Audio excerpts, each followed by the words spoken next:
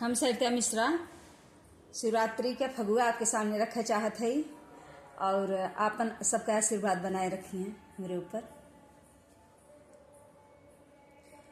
एक करीना रहीन शिवराती शिवाले के ठाड़ी, एक करीना रहीन शिवराती शिवाले के ठाड़ी।